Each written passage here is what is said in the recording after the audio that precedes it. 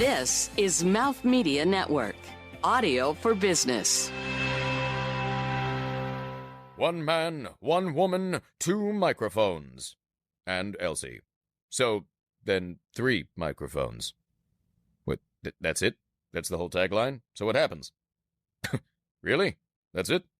Oh boy, are they gonna be steamed. I hope they didn't pay for this thing. They didn't? Oh, okay then. What am I complaining about? This is Funny People Talking.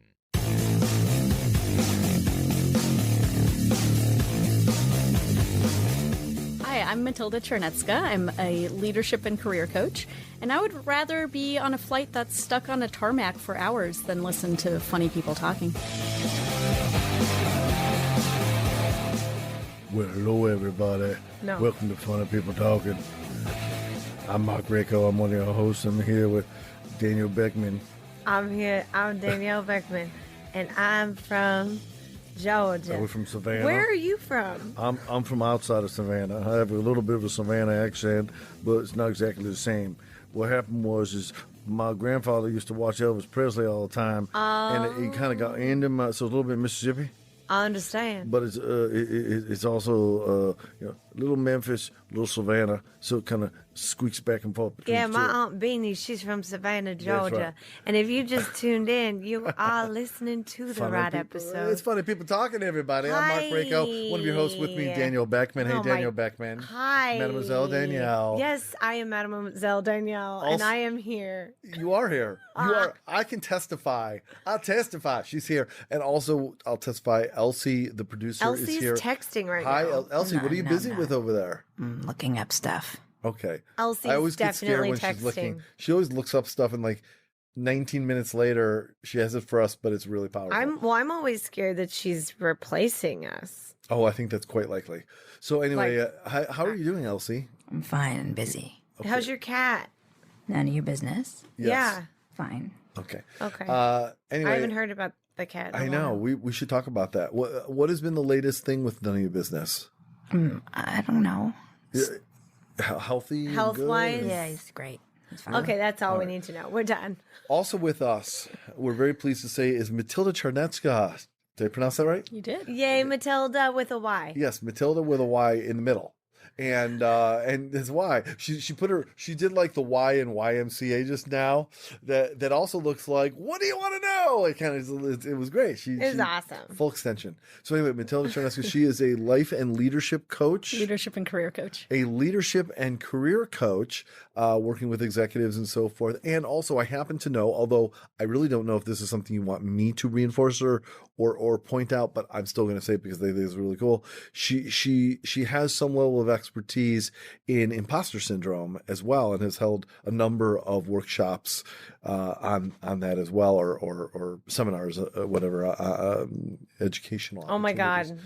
So, Okay, can we do one whole other episode Just of on Funny imposter People Talking syndrome? on that? Because I feel like that will speak to a generation. Yes, we can. That is awesome. All right, great. So anyway, welcome, Matylda. We're so Yay. happy to have you here. Thank you. And I happen to know because I know Matylda through Mouth Media, which shares a space in which Matylda is often present, and I got Right. to know her. And in addition to being a delightful human being, she's also not a horrible hugger.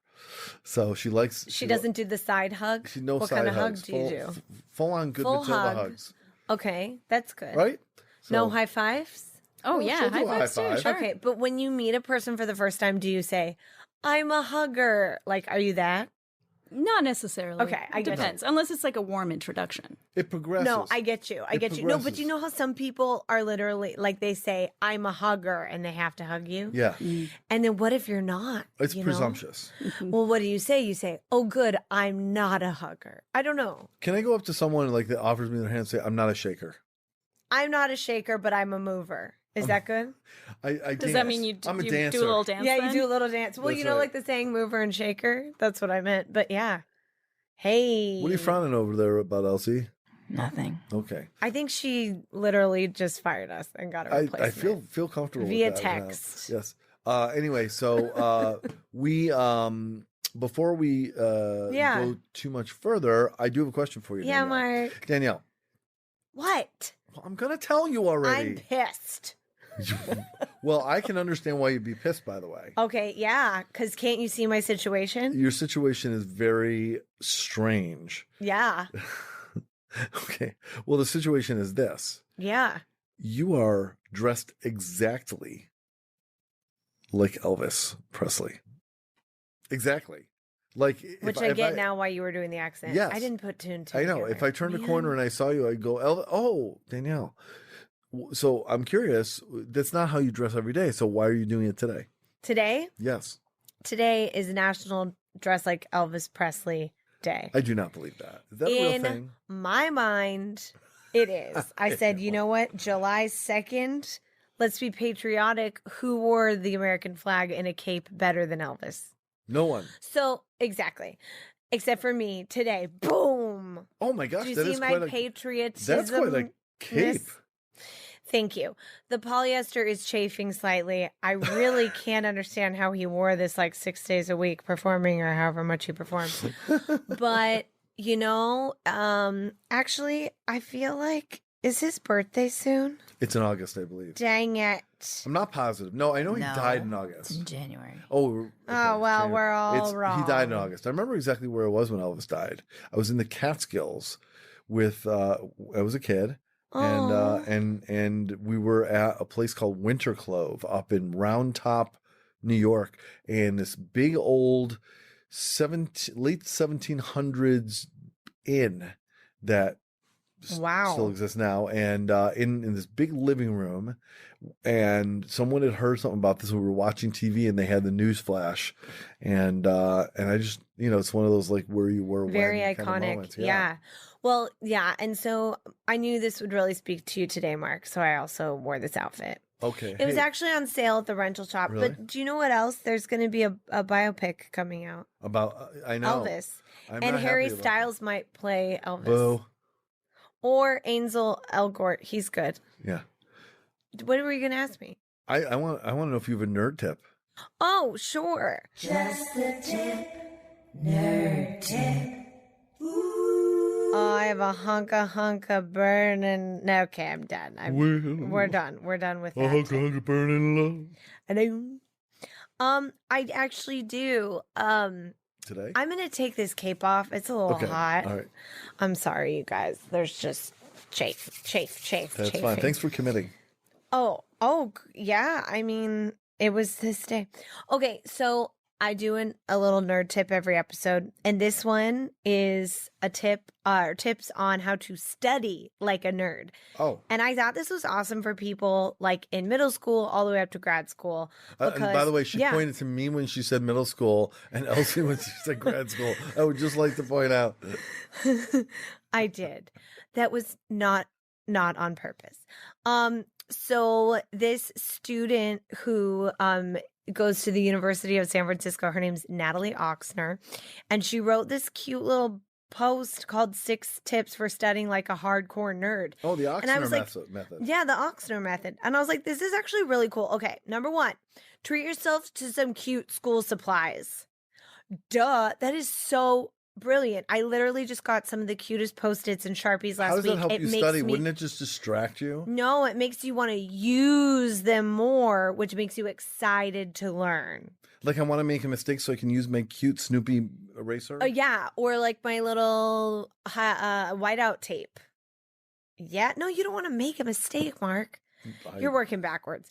It's fine. Middle school to grad school. Pointed at Mark again. Number 2, this is another one she says, study way ahead of time in little chunks. Okay. She said, I know this sounds annoying and it's something that you don't want to do. And she said, but you should try to commit to it even if it's 10 minutes every day. I am obsessed with this girl. Yeah, I like it. It makes perfect sense. There's no way that would happen with me. But... I know. See, middle school. Number 3, set a time. I would like type my papers on a typewriter, by the way, because that was bless before we you. had like regular computers. Oh, yeah. Because I'm old. And anyway, so awesome. I would literally type, because you get like one take on a typewriter, basically. That's it. I would type my paper like an hour before class, write it as I type it. Like I didn't study and then I wrote it down. And this is why you have a show called Funny People Talking About Improv, because you've been improvising your way through college. That's right. I understand, Mark. Okay, sorry. Continue. Number 3, set a timer on your phone for a designated study time. That's obvious. Number 4, be colorful. She said that she had a high school a teacher who color coded everything, and it was so helpful for like verbs, nouns, adjectives, etc. I was like, hey. 5. What if you're colorblind? Are you going to be unable Well, to speak? okay, my boyfriend is colorblind. This is a real question. I didn't know that. Oh, it's bad. The cones in his eyes, we're not sure. But anyway, maybe then instead of color coding, you could do like pattern coding. Sure. Like stripes, polka dots, right? Okay, I have 2 more. Get a distraction-free interactive studying zone, which she called office hours. I was like, that's cute, which basically is like accountability partner studying. And the last one is fascinating. Memorize and retrieve. So she said that essentially you write down the material you need to know over and over again. And then it's not enough just to look at the words on the page. You have to write them. So like certain learning styles. And that's how I actually memorize too. And that's why typing isn't as good as writing. All of the cheat sheets I made for tests, I never used one of them, but I would write these little cheat sheets for myself, and I'd have it in my pocket, and I never used it because I'm an honest guy. But because that you wrote it out, made me remember it. Exactly. Because I'm a visual recaller. Yeah, me too. I don't have photo memory or whatever you call it, but I can remember on my cheat sheet where I wrote something. I'm sure other people. Matylda's nodding fervently right now, so I'm not sure if that's the way you. Is that how you operate, learn? Matylda? Absolutely. Yeah. No, me too. And because some people don't, though. It's like it's so cool the different learning styles people have, which is also why it's really hard for me sometimes to memorize certain scripts because if a line has a break in it and it goes to the next page, I will sometimes memorize the line with a break in it. Yeah. And that's wrong, especially if it's a through thought of the action. So sometimes I have to type up a script in a different way. That means you didn't really internalize the line. I mean, I'm equally guilty of that. Well, no, because it's the first way I read it, and so I have to literally take it out of the page and write it out and look at it that way. Got it. It's crazy. Okay. But hey, Natalie, congrats. Yeah. I think she's probably graduating this year because she was a sophomore when she wrote this in 2016. Why don't you send her this episode? I will, Nat. Yes. All right, Natalie. I'm going to click on her, see if she has a... All right, this is the time. So I hope you can all study now. Bye. Thank you for the nerd tip. Yeah, can I add of course you can, Matylda. A geeky factoid to your nerd tip? Let's go from a nerd tip to a geeky factoid. Do it. It's not as catchy as nerd tip. I like it. But it's geeky factoid. Factoids. Amazing. So there's actually a study that shows that we internalize more when we read on physical paper than we do digitally. And part of that is because the brain has more data to work with. For example, the shadow that the light casts, or if there's a bend in the page. So all of this are things that the brain picks up, which is why it's actually easier to recall things that we read in physical books than on a Kindle. Wow. Fascinating. I love that. And I love the brain. That is so cool. You're talking to a girl who grew up with a whole like newspaper family. My dad was in the newspaper business for 30 years. So like he is like print till death. He breathed in a lot of ink. He did. It's true. It explains me. What? Danielle. Hi. Marc. Yeah. Start the show. Thanks. You're welcome.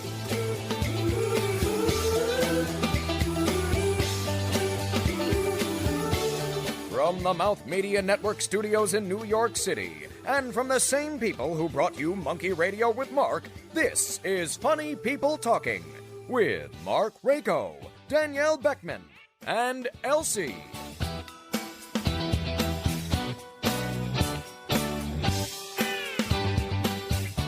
Hey, it's Funny People Talking. We're here with Matylda Czarnecka. She is a leadership and career coach, but she's also funny. Haha. Funny, haha. All right, before we continue with the show, a very important piece of business, our Tina Fey challenge. Appeal, whatever we decide to call it this particular episode. It's really our effort to get Tina Fey to interact with the show in some way. We'll pray or appeal to the comedy gods, throw it out to the universe, Matylda, if you will. We will basically be saying a prayer. You're welcome to join in if you're so inclined. And we're hoping that someday it catches Tina's attention and compels her. motivates her, excites her to be a part of the show in some way. And I'm going to lead it off. Okay, I'm ready. Tina Fey, Tina, we love you. We need you come here. to us. Thank you very much. Be with Tina us Fey. Tina. in Mouth Media. We need you, Tina Fey. We would Come love join you. us. You are Just fun. join Tina, us. Tina. Just You a are few a seconds. Tina person. That's right. And Tina you Fey. love It's a to Tina talk. Fey, Fey, comma Tina. A good We time. really, really want you. Amen. That was great. Yes. Thank you. I really can't wait for her to come though eventually, and then you we imagine? can compare our heights because we're the exact same height. We're both 5'4" 3/4. Just saying. Awesome. Okay. Great. That'll be Maybe the she'll highlight. wear heels. Yeah, it'll be the highlight of It's the like show. we'll see. Remember when Tina Fey was on the show and you guys compared heights? That was the best. It'll be the highlight. right. Oh. All right, let's take a quick visit to Danielle's world. Well. That's right. What's going on in Danielle's world? Well, hi. So, did I tell y'all that? Well, you knew it was my birthday a couple weeks ago. Yes, we talked about it. Did I tell you about the birds? Okay. Oh, you have to talk about the bulldog. I mean the pug. The pug. Which pug? In the map. The pug. The what? The Google Global Google. Oh, okay. Yeah, you've talked about Okay. that. Okay. Well, But you can talk about the birds too. well, real quick, I'll do the birds first. But here's the thing. So, I love staring at birds. Okay, out my window, love them. So very cute. Do you sit there and go? Choo, choo? No, I look at them. I go, oh, it's a sweet little bird. That's what I say. Really? Okay. And my boyfriend Timothy is delightful, and he loves to make fun of me when I talk about birds. And he told his parents because they were like, we want to get something for Danielle for her birthday because she's great. I know, For her guys. bird day. For my bird day. And they ended up getting me these dope binoculars that are super nice because the process to get to that place was hilarious because he said that he was chatting with his parents and they were like, well, we should get her a bird identifying book because she should I bet you she wants to know the species and I bet you should want to learn about them. And then Timothy's dad said, wait a second. She just likes to stare at birds, right? And he was like, yeah. And he goes, why don't we just get her binoculars to look at the birds closely? And then they were like, that's better than this book she might never read. Listen, I do want to learn about them, but I also right now just need to look at them to get to know them. So that present paired with a year-long membership to the Brooklyn Botanic Gardens was my birthday present. And my Wow. dear friend Marc just got married at the Brooklyn Botanic Gardens That's right. about a month and a half ago. And I think us visiting there for your Inspired? wedding inspired that gift. Whoa, whoa. I haven't The asked gift him. that keeps on giving. What do you know? Yeah, and that's actually how Timothy said it. He was like, I have a gift that keeps on giving for you. So he got us a dual awesome. membership. So Fantastic. I'm pretty excited. Now, real quick, back to my birthday. Yeah. I chose this restaurant called do you live in Brooklyn? Do you live in Manhattan? East Matylda? Village. East Village. Okay, so you're off the F train. Hey, so am I, girl. But I chose this place called the Grand Electrica. It's like a Mexican restaurant in Dumbo. Yes, I've been there. Yeah. Okay, so they have like an outdoor patio and all this stuff. It was a deluge. Do you say it like that? A deluge? A deluge? It was raining a lot. Deluge, I think is the word, right? Elsie. Elsie does not. She's agree. laughing at me though. Well, This is good. I'm getting her to What is the proper laugh. pronunciation, Elsie? I don't know. I say deluge, but I think I'm just wrong. Deluge. So it was a deluge of, so it was raining like crazy. So before I headed to the place, and this was a spot that I chose a month before. I'd never been. I invited all my friends. I said, go to this place. Didn't make a reservation, just winged it. It turned out fine. But the night before I was like, I think it's going to rain. I really want to look on Google Maps real quick to see which way, like what the exterior of the building looks like. You know, you can click on the street view. So for all y'all listening out there, you know how you have Google Maps and then you can click and you can actually be like as if you're on the street. So I did that. And I clicked. Now, something, if you've been listening for a little bit of time, you will know that I, Danielle Beckman, am obsessed with Pugs. pugs. That was Yep. literally an octave below you. That was awesome. Yeah. Pugs. I love pugs. Okay. Pugs, not drugs.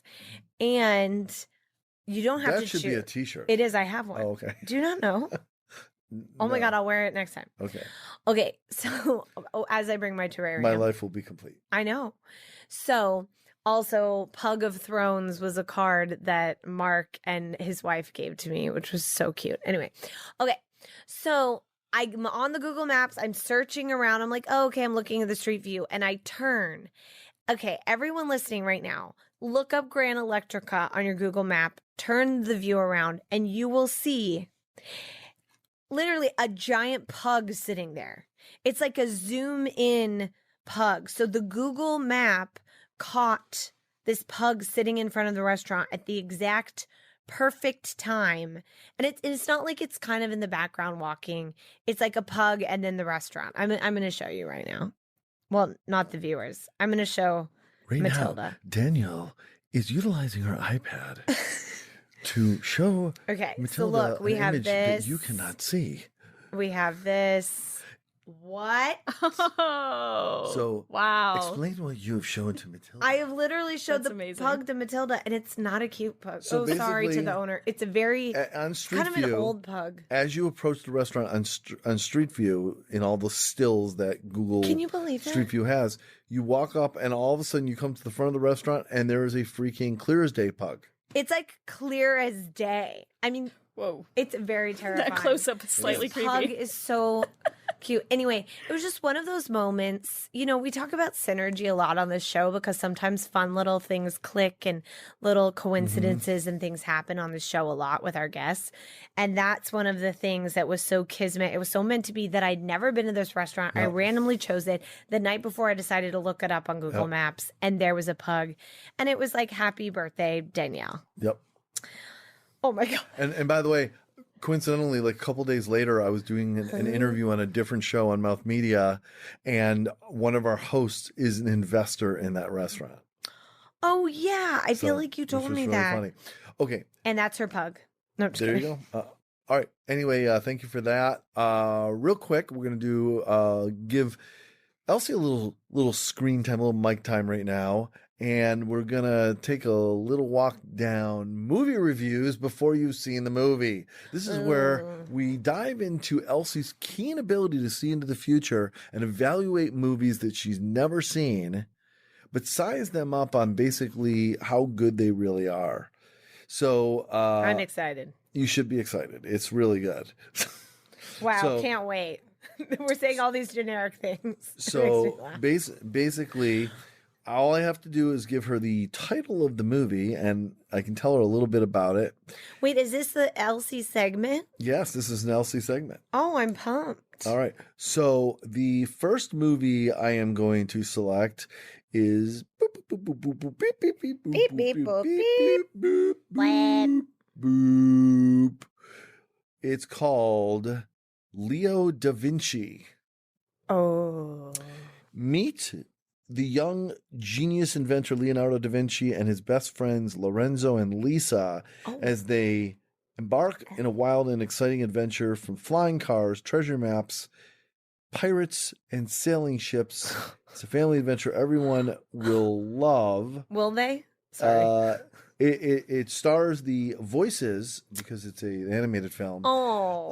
of the huge A-list stars Johnny Young Bosch, Sharami Lee, and Bryce Papenbrook.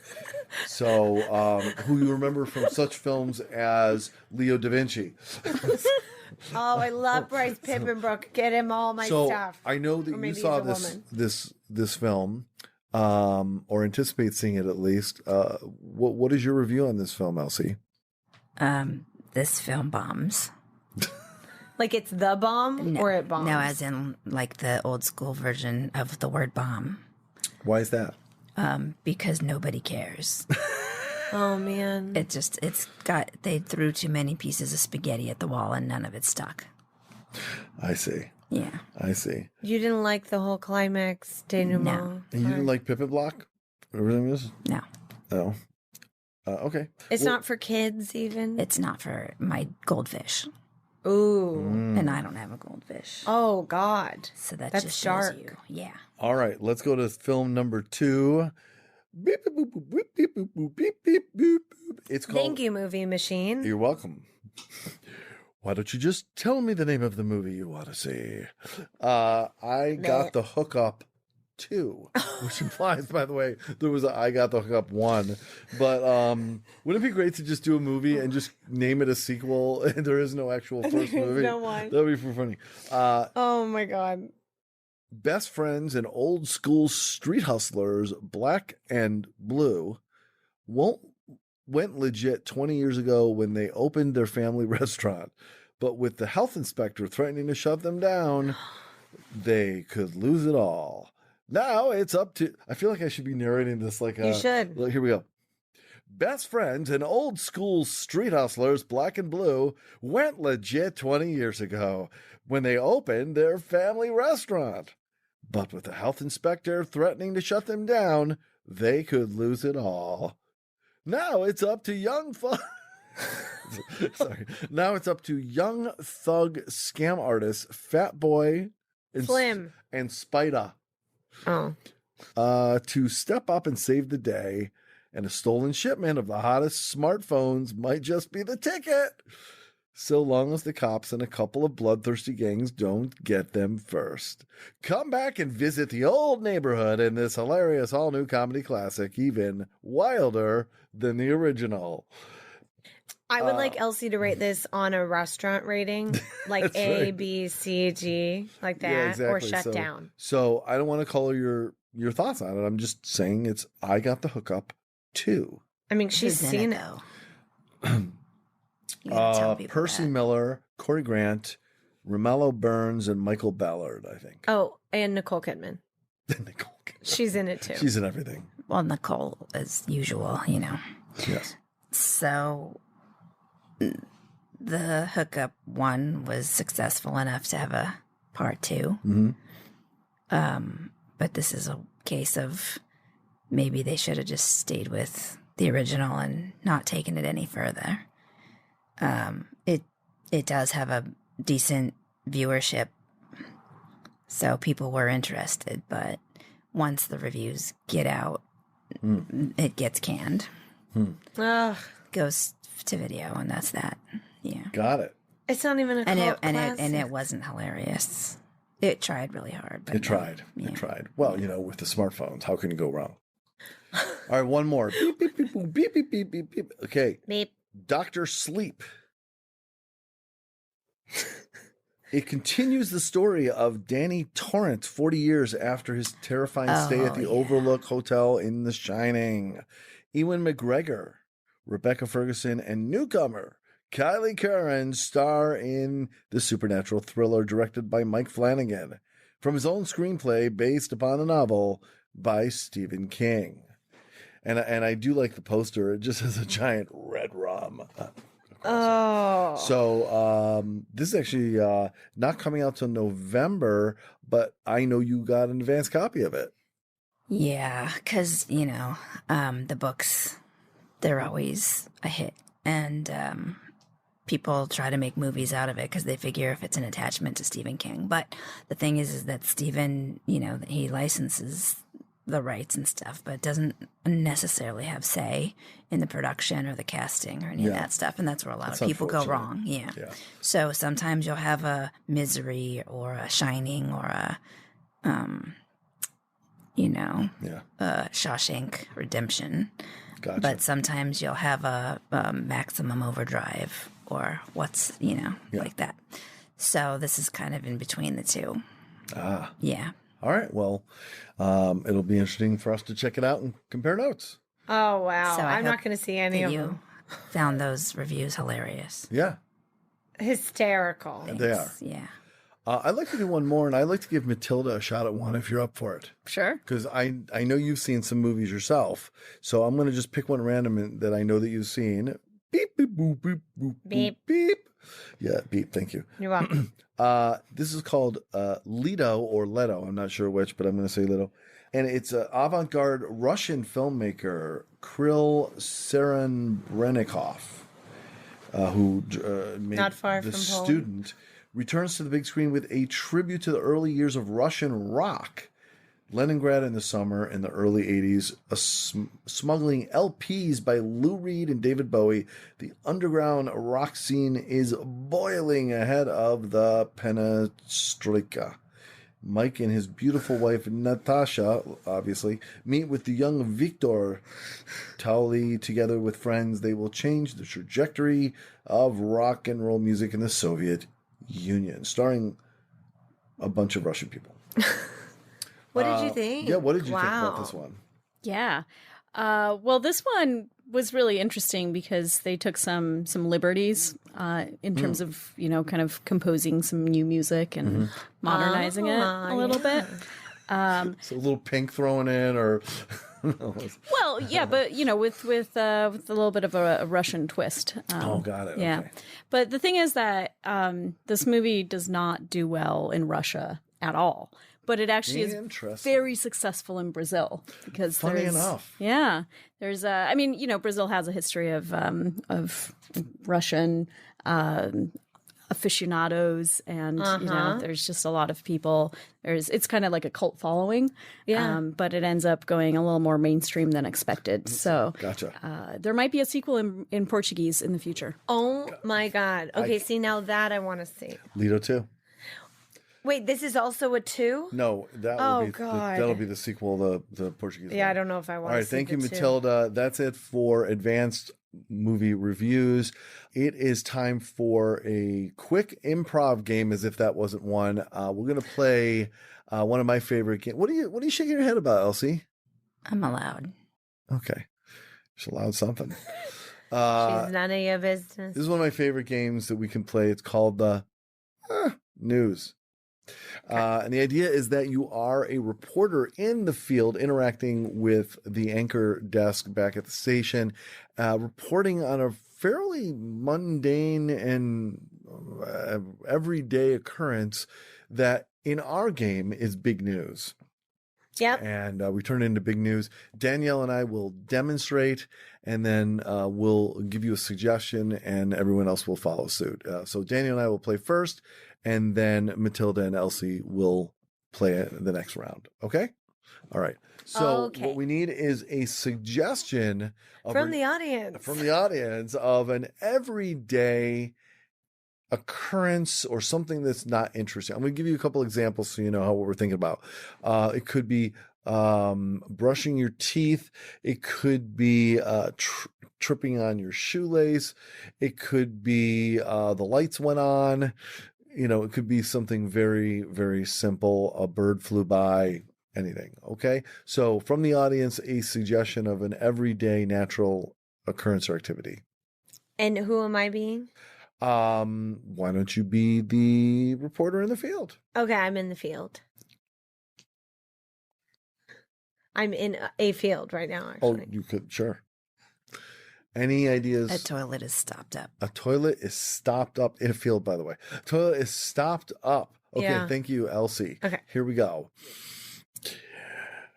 And that's why that walnut is shaped like Nixon. We have a breaking report from Potter's Field in Connecticut. Just a moment here. We have Danielle Beckman out on location at Potter's Field. It appears that some piece of equipment has malfunctioned and is causing chaos. We go to Danielle Beckman now. Danielle, can you Hi there. Can you give us an idea of what's happening out there? Yeah, I'm Danielle Beckman. Yes. Hello. Yeah, hey, Danielle, what's the news? Well, I'm on set here, as you can see, taking my time, reporting the news. I'm on set for the latest Mick Jagger music video. He wanted to shoot it in a field with a toilet. And what do I know? But here, come get this. Okay. Craig, follow me with the camera. Craig. Sorry, everyone's a little lackadaisical today. All right. Well, while they're moving to the location, You have to see this toilet. It's crazy. By the way, that's an incredible hat you have on there, Danielle. Oh, this is so the debris doesn't hit me. I see. Okay. We're about to plunge this sucker. Got it. Okay. Yeah. So why Mick Jagger needed this thing in the middle of a field, I don't know. Is this a post-surgery issue? I don't know, but this is his first comeback music video. So over here, Craig, Craig. Craig, could you get a leg on? We only have so much here time. he comes. All right, Here he thank you. comes. His shoe was stuck in gum. So here we have this stopped up toilet. As you can see, there's a lot of blockage. We have our friend. Honey, what's your name?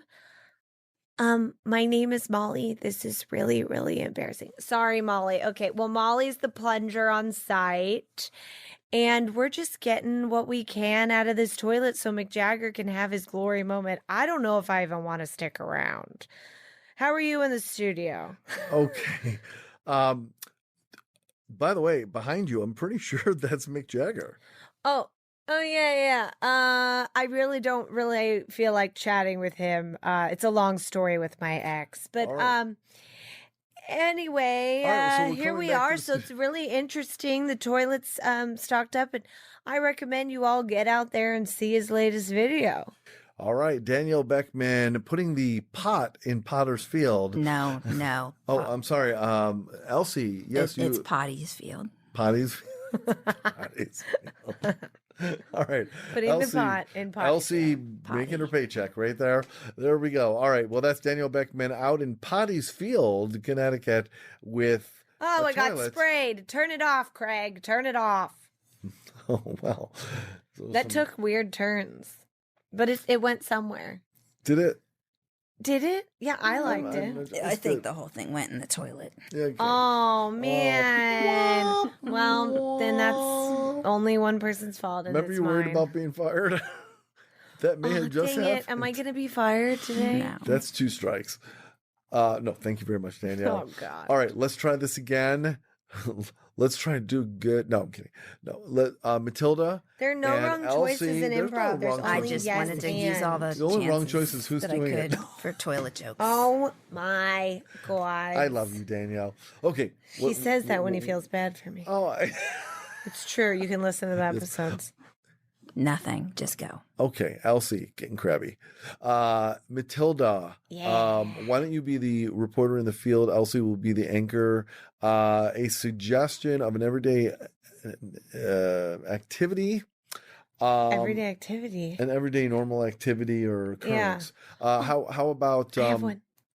Danielle? You've got one. Filling an ice cube tray. There you go. Filling an ice cube. That took me a tray. long time to say. Do you guys know what I meant? Yes. Refilling the ice cubes. Yes. You up for this, Matylda? I literally just made ice for the first time this summer a What? couple weeks ago. Really? I'm so proud of you. Yeah. So for I don't use years- ice in winter. I was gonna say for years and years and years, you were Oh. just like, "What is this thing in my freezer? Seriously, what the hell is this thing?" Yeah, Is this I made for keep it waffles?" empty in winter. Yeah. Okay. Waffles, yes. All right, Elsie, go ahead and throw this to Matylda in the field. So we have Matylda out in the field, and there's been a crisis of not having enough ice cube trays, and people facing the conundrum of what to fill the ice cube trays with besides water, just to make it more interesting. So we'd like to have Matylda take it and give us some examples of what are going on in the field with the ice cube trays and the liquids that have been perplexing people. Matylda, take it. Yes, Elsie, as you know, there's been an extreme drought happening, and people are in panic because their drinks are not cold. And so as a result, there are all sorts of things happening in terms of water replacements within the ice cube trays. We've got soup, we've got watermelon juice, we've even got tears. People are crying over their drinks being too Holy warm, so they're crow. filling the ice cube trays with tears. Wow. Yeah, Wow. it's pretty dramatic. And what are the alternatives to the ice cube trays that are helping people cope, like to bring a little joy to them with this crisis?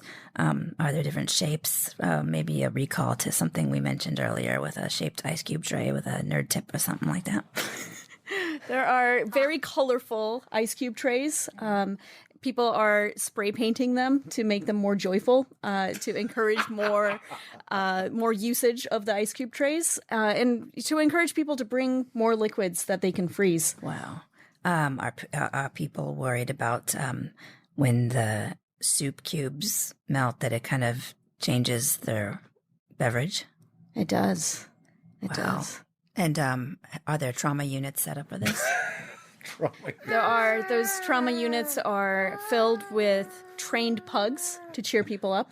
Oh, well, there you go. Well, there you go. All right, because everyone loves a good pug.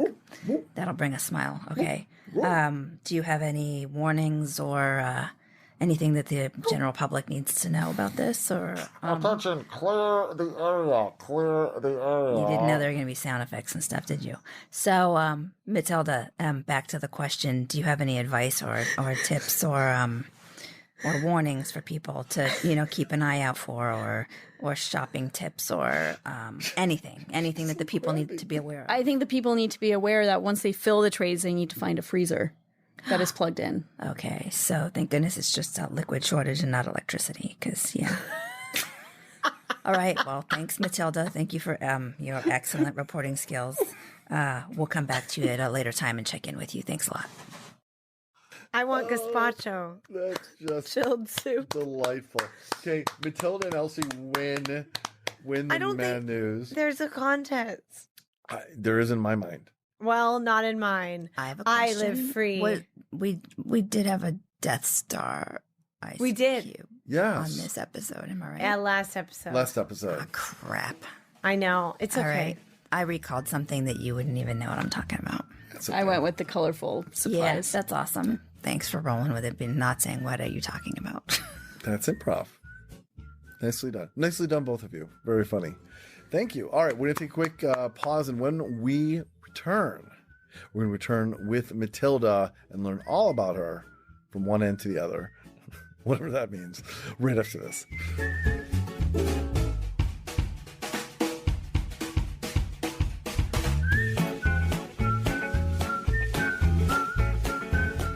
Connect with the show at Mouth Media Network or at our website, funnypeopletalking.com. And please, for the love of all that is holy, subscribe to the show and leave us a damn review and a really, really good rating on iTunes.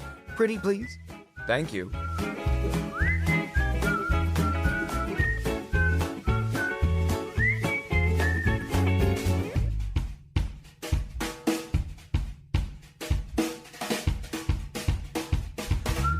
All right, everybody, Funny People Talking. That is what this show is. There's people here. We've been talking, and hopefully some of it's been funny. But right now, we're going to take a... We're going to be talking. We're going to be talking with Matylda Czarnecka. She is a leadership and executive coach. No. You know, What are you? I usually just say leadership coach. Keep it simple. She's a leadership and career coach. That's what it was, not executive. She's a leadership. She coaches leadership. And She anyway, leads people Matylda. well. Yes. So we're going to find out what that means in just a second. But I would like to lead off with a different question than talking about the coaching, which we'll come to. Before the show, you mentioned to us that you were not born in the United States. Is that okay for us to talk about? Absolutely. You're not born in the United States. You were born in Poland, in Warsaw. And you emigrated to the United States at 4 years old.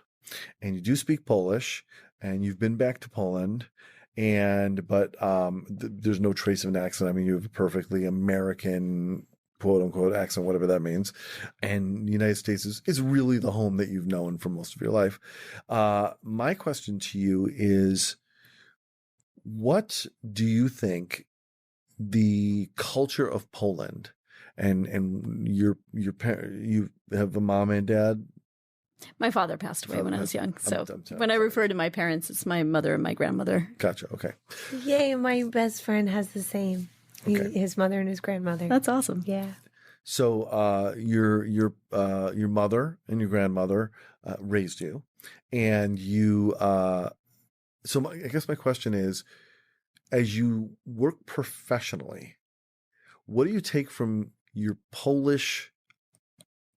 The impact of the Polish background. What do you think from that particular culture has impacted the way that you do your work? It's a great question. It's not something I've ever thought about. That's the service we do on this show. That's cool. So I don't mean it as like a, answer that question, but I mean, I'm curious because the work that we do is often a byproduct of who we are, which is many layers. And often that includes the culture that we brought up with. I come from although I'm also of German descent, I come from Italian heritage. We're the same. And Italian, German. Many cultures have a very high work ethic, but in our particular case, that was because of who my grandfather was. He worked in the mines, and he worked in the, putting up water towers, and he worked the trains and all that stuff, putting tracks in and all that kind of stuff. So I'm saying, wow, very labor intensive. So my brother and I both have a very, very heavy duty work ethic, and I believe a lot of that came from the culture side of our family. Yeah. So what could you point to, if anything, that you can identify from your Polish heritage? What comes to mind immediately is resilience, in terms of, if you look at Poland's history, Germany and Russia take turns taking over. So it's pretty incredible that it's still on the map. Truly. I've got it. No, I've got it. No, I've got it. Yeah, like that identity there in the country itself. Sure. Yeah. Yeah. My grandmother lived through World War II, and there's a lot of stories there, and, some pretty incredible resilience, just in my family history. So I think growing up with that and hearing those stories at the dinner table is something that is deep within me. So I think it really has affected in a positive way how I approach challenges and adversity, kind of like, well, okay, like, sure, bring it. What's next? Or, trying to, interesting. Or just believing that things can be rebuilt or recreated, that, that there's always the possibility for another chapter. That's cool. I love that word, possibility. Like sitting there in a moment being like, okay, what's possible? Like, what's next? That's cool. So there's a lot of leadership coaches out there. First, tell us what you do in your own words, because someone may think a leadership coach means one thing, another. How do you define what you do? Yeah, we like your special sauce. What is it? So I always talk about coaching from the perspective of goal setting. So much of coaching is around setting goals. And I believe that there's two different kinds of goals. So the goals that we often set out for ourselves are transactional goals. So these are things that you can put on a to-do list. It might be something like, I want to, get promoted to this job title, or I want to increase revenue of, my company by X%. And those are really important because they give us direction and we know when we've achieved them. But there's another kind of goal, which is a transformational goal. And a transformational goal is less about what do you want to have and more about who do you want to become? What's your version of leveling up? What's your 2.0? That's so cool. And so when you focus on a transformational goal, the transactional goals kind of take care of themselves because you've leveled up. And of course, you become the kind of person who, of course, you get the promotion. Of course, you increase the revenue because that's just who you are. And that's that kind of change. It's not something that you check off and then there's something else that pops onto the to-do list. That's permanent. And then you continue to operate from that level.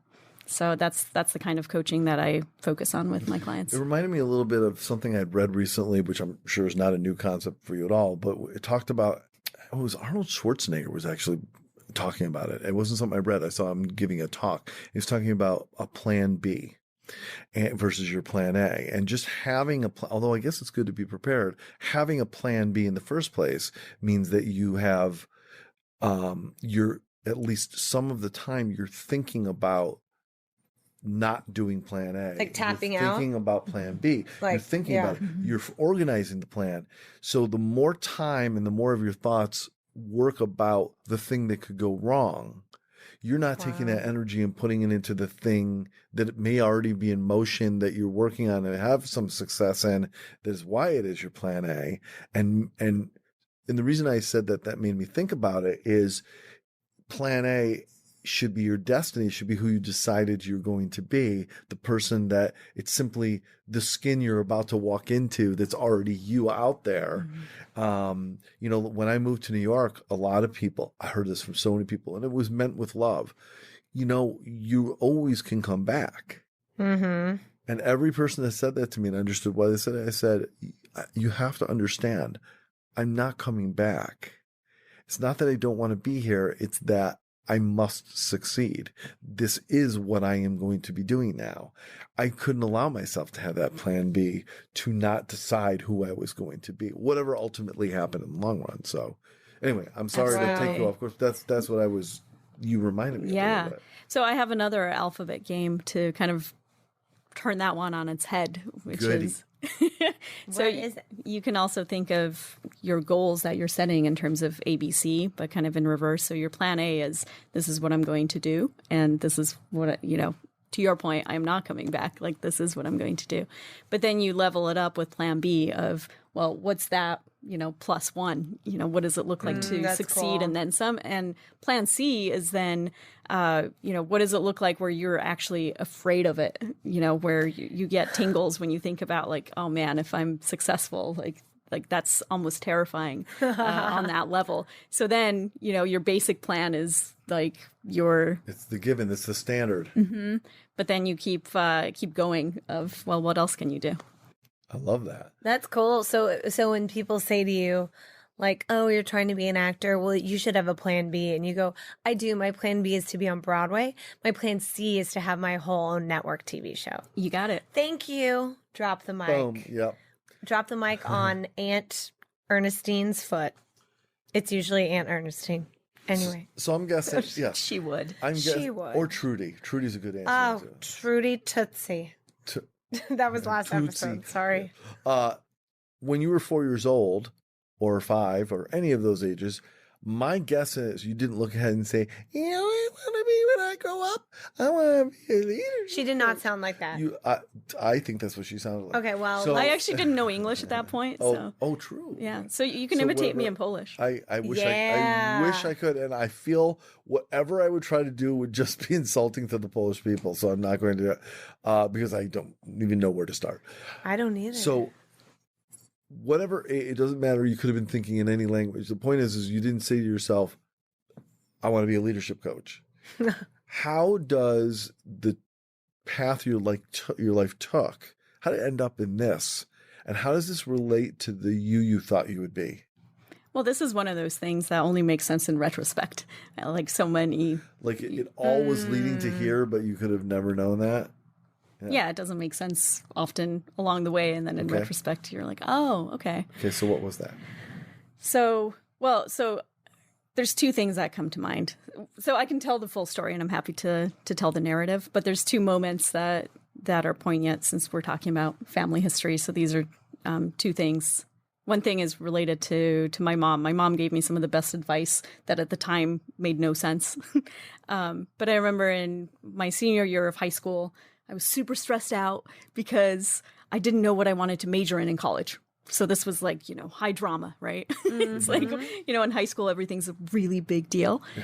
And so I'd gotten accepted to Syracuse in their journalism school, and I was debating between. I was accepted into Newhouse. Yeah, exactly. Interesting. Yeah, cool. And I did end up going, but I couldn't decide whether I wanted to major in photojournalism or in print journalism.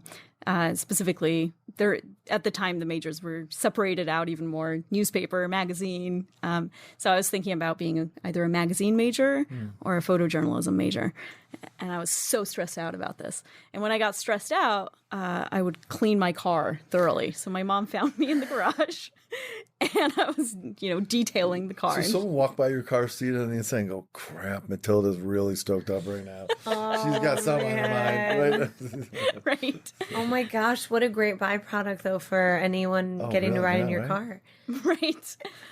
So what happened? Yeah, so my mom's like, all right, what's up? And I was like, I don't know what to major in.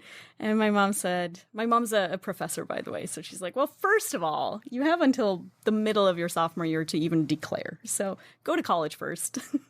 And second of all, you're going to have a job that doesn't even exist yet. So it doesn't matter what you major in. And at the time, that sounded so unhelpful. But in retrospect, she was absolutely right. Wow. I mean, coaching did technically exist then, but, it wasn't what it is now. No, it's not. And also it wasn't something that either of us were aware exists. And then I had a series of jobs that did not exist before I had them. You know, I had jobs that either I invented or were created for me, or you know, like there were all sorts of adventures along the way. So that's one thing that kind of comes to mind. Fascinating. That is so fun. It's like instead of you fitting into a peg, people create your niche. As people encountered you, they were like, well, we have to create this for you. Yeah. I love that. Do you think in Savannah, when you declare a major, they say, I do declare They do. They say, I'm going to be an English declare. major? I'm going to get my BFA. That's right. My buffer. Wow. Well, you know, it's because my dad went to, he got his journalism major at Columbia, Missouri. And then my boyfriend studied media journalism at UNC Chapel Hill. And did you go to school for journalism, Mark? A film. Oh, but you got into. Because Newhouse had a film TV program. So I ended up doing that. I don't think we knew this about each other. Wow. I ended up being a TRF major. How about that? Yeah. I went to RIT in Rochester. Oh, okay. So That is so cool. But you got into Syracuse. I did. Okay. Syracuse or Rochester and Ohio State were the three schools I was looking at. So Okay. You just wanted the snow. that's what I wanted. You just wanted to be. Actually, it was really cool because my father worked at RIT, and at the time, several schools had an exchange program that if someone from a professor from Ohio State wanted to send their kid to RIT, someone who had a kid from RIT could send them to Ohio State, and they would basically comp each other out in terms of paid tuition. So that was that was why I was looking at those three schools. Oh, that's cool. Yeah. Yeah. So anyway. Oh my God. Let's talk more to Matylda. My brain, I was just like, wow, Rochester. It just went wow. away. Woo. Wow. So Matylda, one of the things that we mentioned that you're an expert in, or maybe I'm overstating, I don't know, but I know you know a lot about, and you kind of led the curve a little bit because now it's a bona fide thing out there. But you were talking about it before it was really widely talked about, which is imposter syndrome, which now a lot of people are talking about. And I don't know how much they're talking about it because it's something, I mean, you can say what you think about this. This is really kind of something now. It's a thing. A lot of people are talking about this. I'm hearing it more and more, imposter syndrome. So not just what is it in case people are not familiar with it, but how was it that you kind of caught on to this a little ahead of the curve and started talking to people about it? A lot of the workshops that I create are workshops that I need myself. So I needed to overcome my own imposter syndrome. So, and then I created a workshop around it and, you know, figured that other people also experience this. I've experienced imposter syndrome quite a lot, which For makes me people an imposter listening, syndrome expert. That's funny for people listening who don't know how, in like a quick definition, what would you say imposter syndrome is? It's feeling like a fraud. It's feeling like you're going to be quote unquote found out, like someone's going to find out that you don't know what you're doing and you don't belong there. It's that sense of I have no idea what I'm doing. Wow. And so like what would some of your workshops consist of? All of my workshops are highly interactive.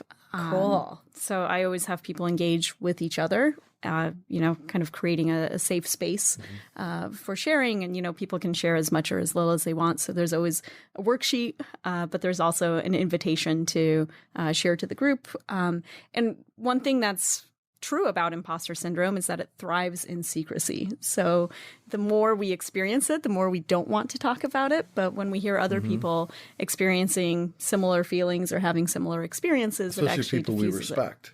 Exactly. That's the key, right? So do you make sure that these workshops are a certain caliber of professionals so people feel like they are in the company of like people? Yeah, absolutely. That's cool. That takes the stigma away. Yeah. I do want to tell you that every time I hear the word imposter syndrome, I think of the workshops that you do. You're like my imposter syndrome poster professional. Thank you. Thank you. It is one of my favorite topics. I think it's really interesting. So what does leadership coaching look like for you? What is the process someone might go through in a general sense that you would lead them through? And I'm less looking to like, let's learn about Matylda's practice or her consulting work. And more like, what would someone that's already experiencing some level of success, what kind of, and here's why I'm asking the question. There are a lot of coaches out there these days. Everyone and their brother is a coach. There's all these services that you I can learn how to assist become a coach. I assist an coach. empowerment coach. Literally, like me here in the room. There's two out of 4 people in the room. But there's a lot. That's crazy. There's a lot of yes, it is. There's a lot of coaches out there. That's what I mean. That make me wonder. What have you done that's so special that you're in a position to coach other people? Not you, Matylda, a lot of people. And it's like this thing. It's like, it's if they can recruit people to coach, then there's a job for them to coach. But then there's like legit skilled coaches like yourself that have a real track record and also have accomplished a lot professionally. Can you talk a little bit about where you've been in these jobs that you've created that you talked about? Because I know a little something about them, and they're not really small things. What have you accomplished that allows you to now sit in that chair and talk to leaders and not be someone that doesn't know, has never led anything, and somehow managed to convince a leader to pay them money to coach them because they had some bright ideas? Why are you in a position to coach these people? Sure. Well, first I want to kind of clarify and premise what coaching is and isn't. Great. So one of the great misconceptions about coaching is that it's directive or it's advice giving. Okay. And it's coaching is a process. It's a methodology. It's a framework. It's something that I guide people through to help them find their own best solutions. Okay. So in some ways, I think of myself as an archaeologist. So I help people excavate whatever truth is within them. We usually know the answers. We usually know what the best solution is, but sometimes it just, takes a little bit of extra, I bring the tools and then we do a little dig and we pull out an artifact. And I'm like, what's this? And is this a bit like being a psychotherapist in a way, the same kind of process of... So coaching has its roots in therapy, especially in CBT, but also in positive psychology. But it's different in that, and this is speaking in extremely generalized broad strokes, but I like to differentiate how coaching is different from therapy, but also from consulting and from advising and mentoring. So therapy is often, again, generalization, focused on the past and focused on healing. So it asks, why are you here? What happened? Let's go heal that so that you're not stuck and you can move forward. And coaching is very much focused on the future. And it's very much like, yeah, that sucks. What do you want to do about it? Like, let's make a plan. What do you want instead? What do you want to replace this, negative thought pattern with? Like, what, it's very action oriented and it's very outcome oriented. And it's different than, consulting and advising because it's not necessarily about, let's diagnose the problem or let's fix it for you. It's more about, I'm going to empower you to fix it yourself. And it's, and again, different from, mentoring because it's not necessarily meant to be directive.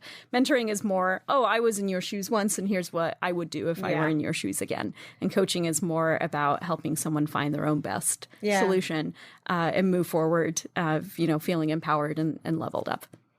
Thank you for those differentiations. Yeah. That was awesome. Yeah, coaching is like there's greatness within you and I'm going to help shine a light on it with you.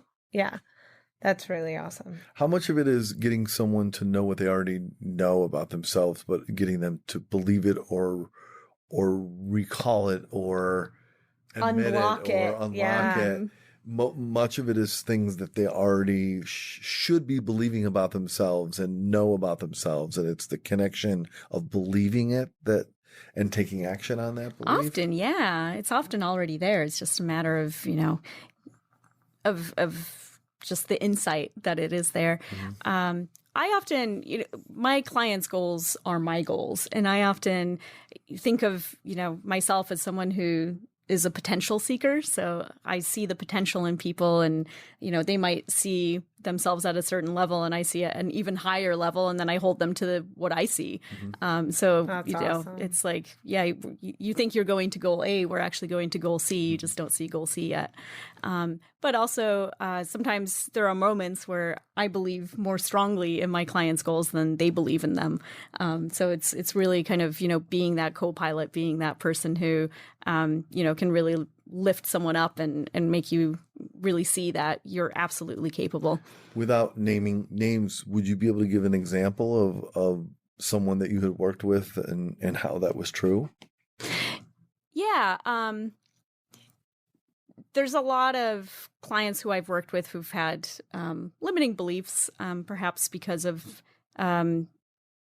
past experiences, or perhaps because of something that's just really stuck with them, where that's become a belief. Instead of there's the difference between who you are and what you do, and sometimes people say, "Oh, I failed at this thing, therefore I am a failure." So they internalize it and they become that. So it's sort of like ungluing that and really, focusing on behaviors can change, thought patterns can change, and therefore you can change your own vision of who you are. Mm-hmm. So let's circle back to the career that you made up, or you invented, I should say, not made up. I was a circus ferry driver. Yeah. No, but what were some of the things that you did as career milestones or whatever that ultimately led you to say, okay, here's what I want to do now. I want to spend my time helping other people build their careers. Absolutely. So what did you do? Yeah. So I started my career in journalism and newspapers originally. And the first newspaper I worked for was the Durango Herald in southwestern Colorado. Nice. And at the time, I was not interested in going into newspapers. I really wanted to do video production. But I was kind of recruited to go there. It's a long story, with the promise of, and maybe you can do some video. And I was like, awesome. But then it sort of, it was meant to be like a 3-month contract, and then the 3 months were almost up, and I was like, cool, I'm going to peace out. And they're like, no, don't go.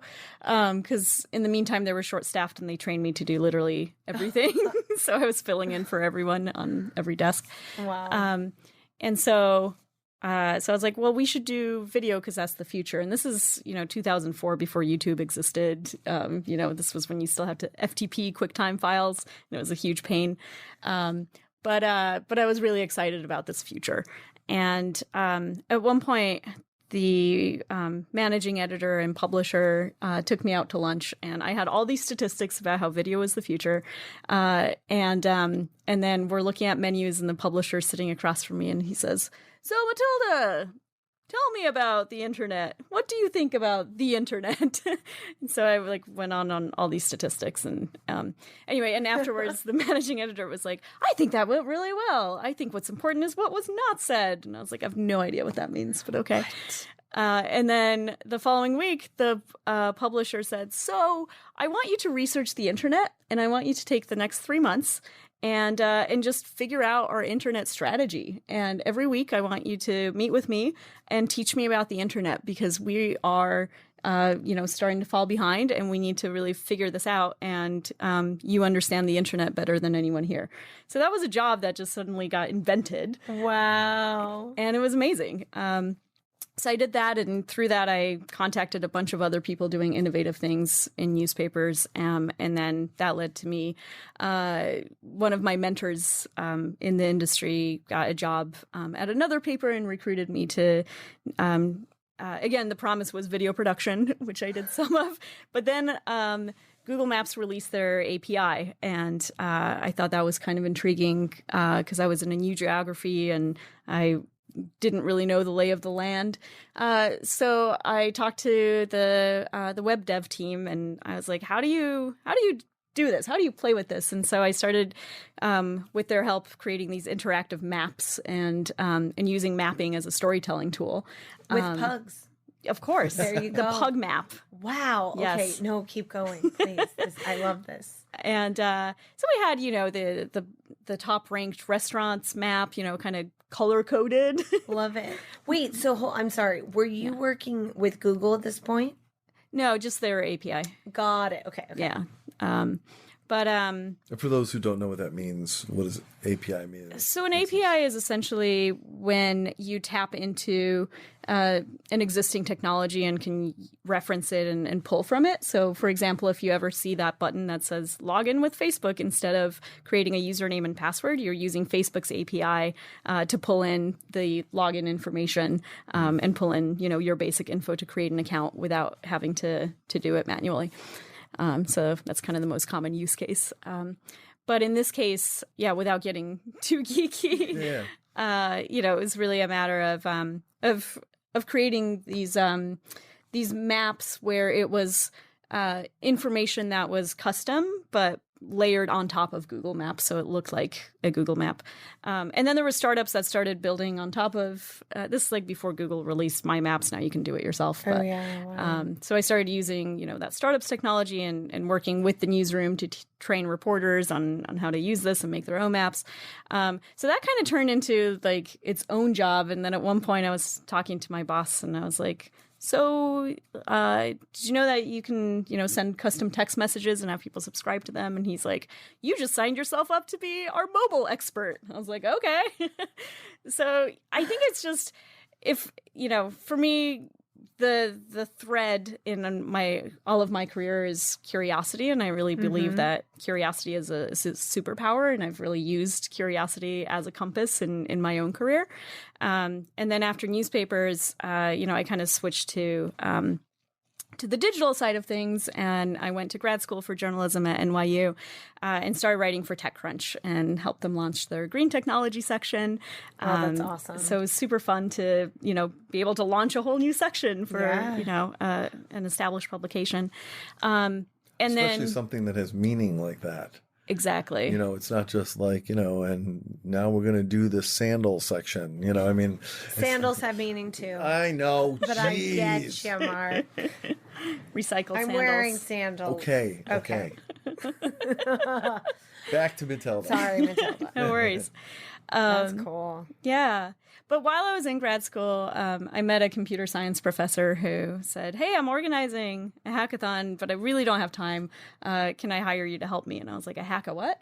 Yeah. But I was like, I'm a grad student. You can hire me for a lot of things. So I ended up helping to organize this hackathon, which is a computer programming competition. And I was so inspired by total strangers coming together and overnight building something out of nothing. It was really just this celebration of creativity.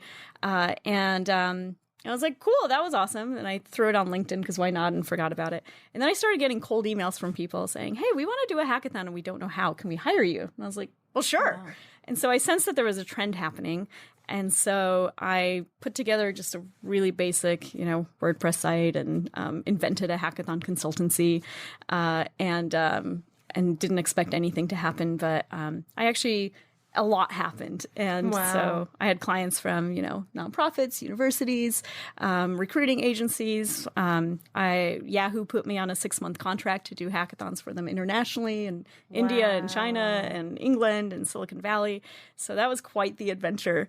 And that led to some roles doing event planning for tech conferences. I was director of content for Internet Week and really built up the media strategy there and also... In New York? Yes. But isn't it called Social Media Week, or is that different? That's a different one, but I work with them as well. Yes. Okay. Yeah, because I worked 2 Social Media Weeks, but I haven't since 2016 or something. But okay, cool. Keep going. Yeah. That is so awesome. It was super fun. Yeah. And that was a really large conference. And, it was cool because it was identifying what the hot topics were in tech and what conversations we should be having on and off stage, and then inviting the speakers and just being involved with all aspects of that. Cool. So when did you decide, enough of that? That's a great question, because that is what led me to coaching. Was I got burnt out of event planning. At one point, I got a job that on paper seemed like a dream job, but in reality, it was just a very poor culture fit. And most importantly, the events that I was asked to produce were not interesting to me. They were just kind of regular, run-of-the-mill networking or fancy dinners or things that... Was it almost getting too easy for you in a way also? It's just that I wasn't passionate about the skill set. I was passionate about the content. I got into events because of hackathons, not because I really enjoy spreadsheets. Yeah, and I feel like because I work in events as well, there's so much synergy again. But it's almost like every event is the same in a way, but so many fires come up that you have to put out that it can get monotonous, even if there's different people, different city, different whatever. It's kind of the same craziness, ebb and flow, and then die down, and then you're done, and then what's next? Yeah. So what was that transition? So I reflected, well, first of all, when I left that job, my network was really generous in introducing me to opportunities, but they were all event planning opportunities. And that's when I realized I'd suddenly gotten myself pigeonholed, and that's what I was known as. So I started reflecting on my career and realized that the most memorable moments, what they had in common was connecting with people, was being of service, having a direct impact, and mentoring came to mind. I'd done a lot of mentoring at startup incubators and accelerators. So I kind of came at it with the question of, how could I turn mentoring into a career? And that's when coaching popped up on my radar. And as soon as I discovered that coaching exists and is a quickly growing field, everything, synchronicity just started to happen, and everything just started to line up. So I met a coach at a party, and I was like, tell me about your life. Tell me everything. And I ended up hiring her, and she was my first coach. And that was a really powerful experience because it completely changed my relationship with uncertainty, from fear and anxiety to curiosity and adventure. I have no idea what I'm doing with my life. I can't wait to see what's next. Yeah. But also feeling empowered, and I can pick up the pen or the typewriter in Marc's case and contribute to that chapter. Yes, pick up that huge typewriter. That's right. That's right there, Shani. It's so true. I hear so often. I mean, my coach that I assist now, she talks about her coach all the time to the people in the program that she's coaching. So it's funny to hear her talk to her clients about her coach, and their minds are probably blown. Like, what? My coach has a coach? But it makes so much sense. Would you go to a dentist who doesn't have a dentist? No, heck no. Sure. Well, most therapists who are worth their salt have therapists. I know a few. Anyway. Yeah. Oh, God. All right, so I'd like to finish on this note here. Let's relate to the theme of this show in a way. Funny, comedy. How do you see, Matylda, the concept of humor being important to you, if at all, to one, the process that you go through in your coaching, and two, the path that you set people on and the way that they rediscover and deploy themselves towards their own success? Mm-hmm. I think humor is such a powerful tool for shifting your state, and that can be really instrumental in coaching and in creating that mindset shift. So and humor in a coaching context for me begins with rapport, and really with trust, and with creating, that safe space where people feel like they can see things from another perspective. But also, I think that we're so good, especially in our culture, of taking everything so seriously. Mm-hmm. Yeah. And I don't think that seriousness is necessarily a prerequisite for success. I think commitment, I think integrity, I think dedication, but you can do those things and drop the seriousness. You can be committed, you can have integrity, you can be dedicated, and still have a good time. Yeah, and in executive environments, I would assume that the seriousness is almost the prerequisite. But also, I don't know, not everyone has a funny bone, so maybe they try. I think everyone has a funny bone, Danielle. I think it's on your elbow. Yeah. But okay, it's called a weenus. It's your elbow. I thought it was called no, I thought it's it was a called weenus. humorous. Ha! Oh my gosh, that's funny. It's true. I know, but this is a weenus. The little point I hit my is called elbow. a weenus? Yeah. Oh. No, I so am resonating with that, though, because I worked a lot of like corporate events, like doing check-in or mic running or all the events I've worked. And there's definitely this facade. And then what's funny is there's a happy hour after, and everyone feels like they can let loose. And it's like, why can't we bring that levity to the whole day of this conference? Wouldn't it be great to start the day with a happy hour? No, God, mimosas. No. I mean, you don't. So whatever, you have non-alcoholic cocktails, but you still go through the motions of a That's happy cute. hour. I like that. And you start the day out with a happy hour to say, well, let's do what allows us to release ourselves to do our best work and to be ourselves. And I mean, why not? That's fun. I like it. Because at breakfast networking in the morning, no one's doing that. They're sitting there and they're catching up on their emails and they're, or whatever, or sleeping in or on the golf course. Whoops. Or whatever.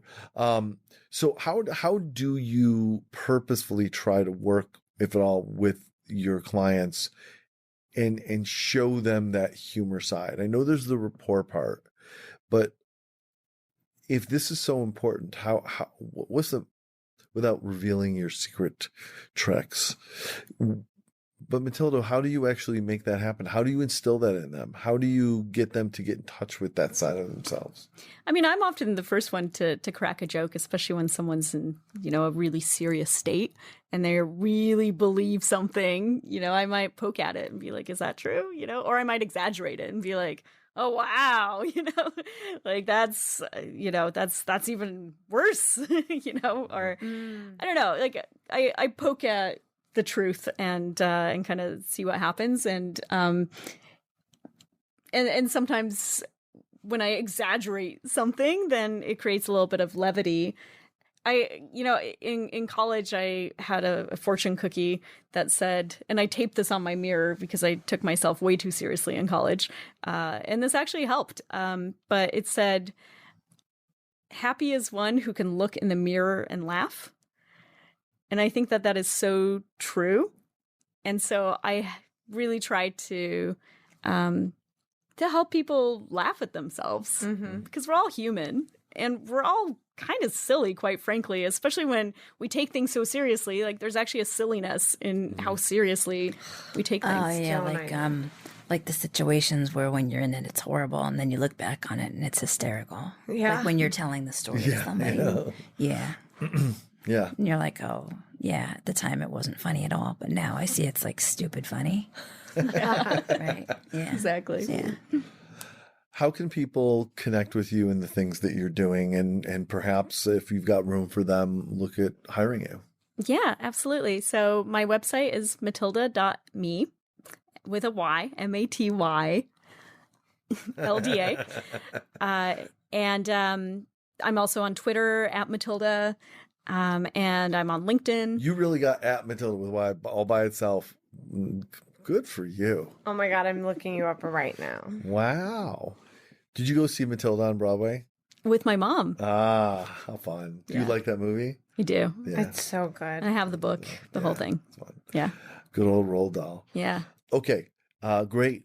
Well, for those of you out there are you seeking new clients now or accepting new clients? Is there room for new people? Sure. And I do one-on-one coaching. I also do group coaching and team coaching. I work a lot within companies, and I work a lot with people who either are about to get promoted or have just been promoted.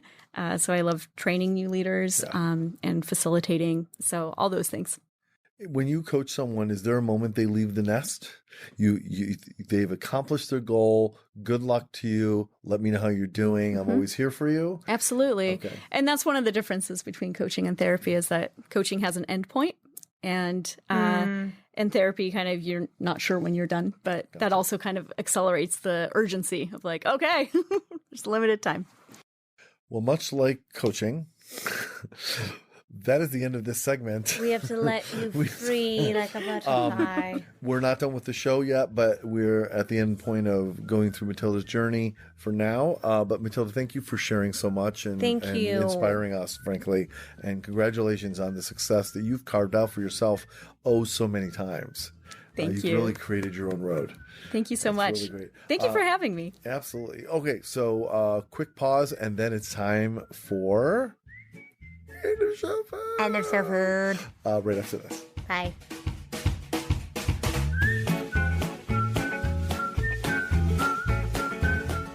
A dozen eggs, half gallon of milk, wheat germ, craisins, and pamprin.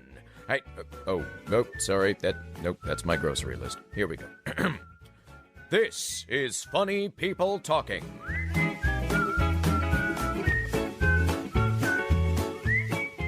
It's the end of the show, everybody. That means it's time for end of show food. That's right, end of show food.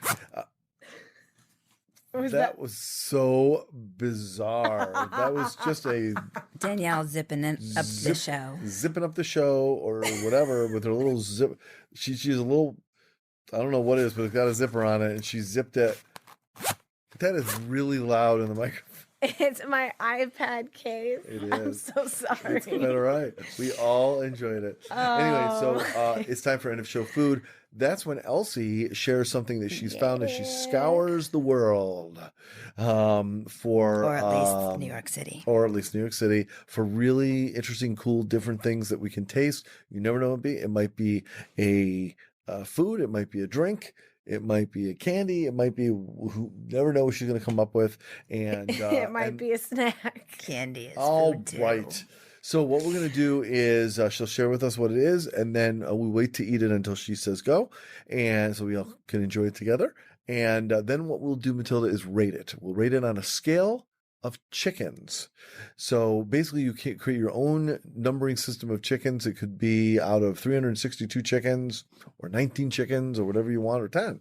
And that's what you think about what she's offered. Okay.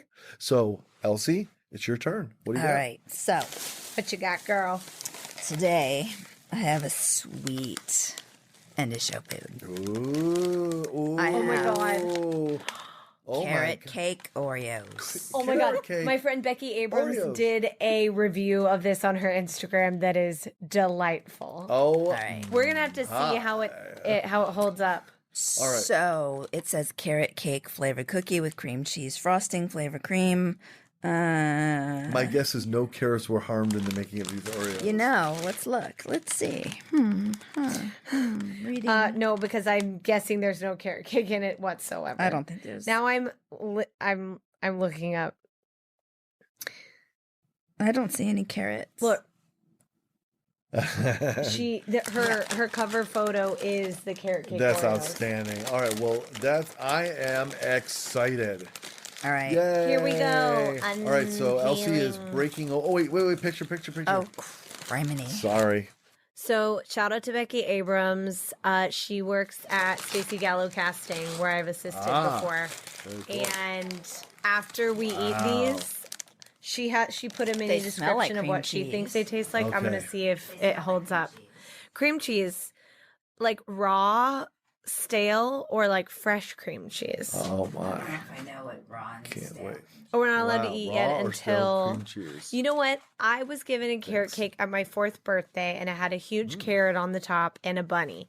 And I turned to my mom and I said, "What kind of cake is this?" And she said, "It's a carrot cake." And I was like, "Why do you put vegetables in a cake, mother?" And I ran away. It was at a gym, so That I was could run probably away and like delightful. bounce in the bouncy thing. Like one of those like gymnasiums, like those like fun bouncy gyms. Have you ever looked at an Oreo, like the pattern on the cookie? Yeah, it's really Pretty unique. interesting. Are we about to eat it? It smells just like carrot Wait, cake to me. how does. is everyone Chemicals gonna have definitely eat their executed Oreo? Well, I take mine apart, but A 5, 6, 7, 8. Are we allowed? ready, set, go. Oh,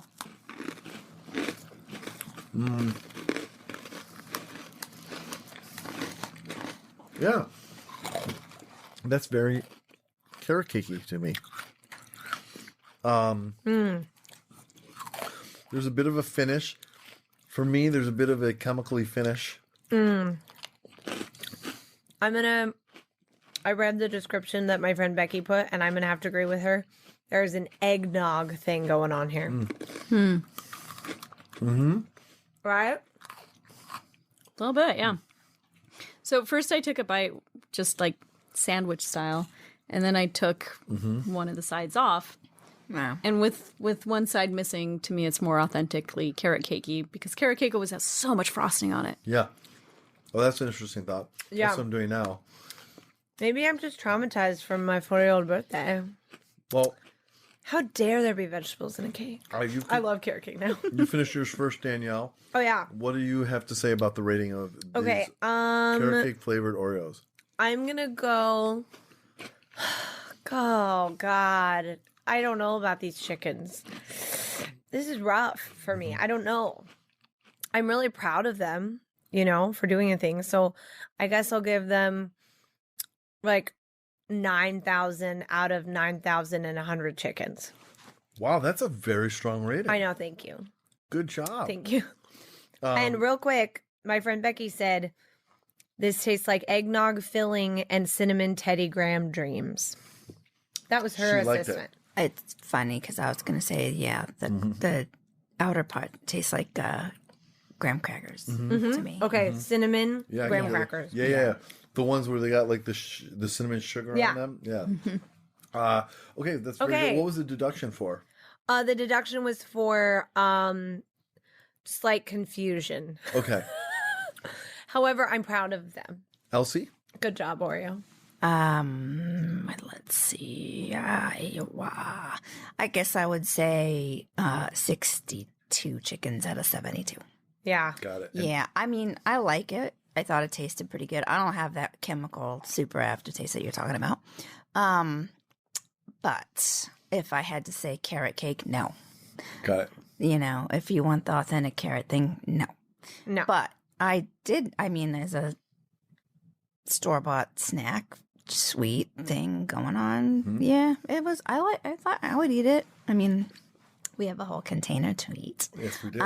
Yeah, no, but I thought it was enjoyable. But just not carrot cake. Got it. I'd say it was graham cracker, cream cheese, Yeah, graham cracker, cream cheese, That's it. eggnog. spiciness thing going on. Yeah. Okay, Mark, what do you think? I'm going to go with 12 out of 14 chickens. Wow. My deductions are simply, I liked it, and I actually want another one, Yeah, well, I'm going to But- have another one. but I don't want to buy them again, Okay. is how I feel. Like, I don't need this experience again. And to be perfectly honest with you, I'm only a medium fan of carrot cake as it is. I Okay. like carrot cake, but it's pretty rare I would order it. So I'm already in sort of negative land as it is. So I feel that Oreo executed this pretty well. Right. And I'm always marveling at their ability to pull their chemicals together and concoct yet another flavor out of the limited thing that they're doing. It's pretty amazing. So a very malleable thing. That Well, at least it's Oreo. a flavor. Like, I don't like it when they say springtime Oreos and it's just because they dyed it pink. Yeah. Like, I want the flavor. Yes. I want to know what our guest gives it. Yes, Matylda. I would give it a 55 out of 71. Yeah. Yeah. And- Chickens. What's the deduction Yeah. for? Similarly to Mark, I don't know that I am about to put it on my shopping list. And I kind of prefer carrot cake as a cake, but it's also not necessarily something I order. But Like, would you bring this to a party to be cool? Yeah. I don't know. Not to be cool, but because it's weird. I like bringing Yeah. weird foods to parties, so I would do that. Yeah. But I don't know that. And then I would have one, but I don't need a pack in my house. Right. What you really need to do is listen to every end of show food we've done on this show, and you might find yourself some very interesting, odd party flavors. Yeah, this is real. Good stuff, too. All right. Well, thank you, Elsie. Another good find. That was fun. Yeah, you're welcome. Snaps. All right. Yes. Oh, our 72 episode snaps is in a circle. I know, done. boo. Matylda, thank you so much for joining us. It was really great to see you. Likewise. And fun to get a chat to you in an extended period. This is like the longest we've ever talked in one sitting, really. All right, well, that's it for this episode of Funny People Talking. We're really grateful that you have spent this time with us, and hopefully you'll be back next week because we're going to have some more time, and we're going to do some more fun stuff. Yay. Yay. Until then, for Elsie, What for me? goodbye. Oh, bye. And Danielle. I got to take these Elvis pants off. They're chafing. They Goodbye. are chafing. I can see that. I can Oh, see God, Mark. Good Lord. I'm Marc Rako. Have a great day, everybody. We'll see you next time. And here's a little suggestion. Stay funny. If you're breathing, you're qualified. but that's not entirely a strict policy. This is Funny People Talking. Copyright 2019. No portion of the content may be reproduced or published without the strict written permission of the producers. Connect with our show at Mouth Media Network or at our website, funnypeopletalking.com. I'm your announcer, Peter Coleman. Thanks for listening.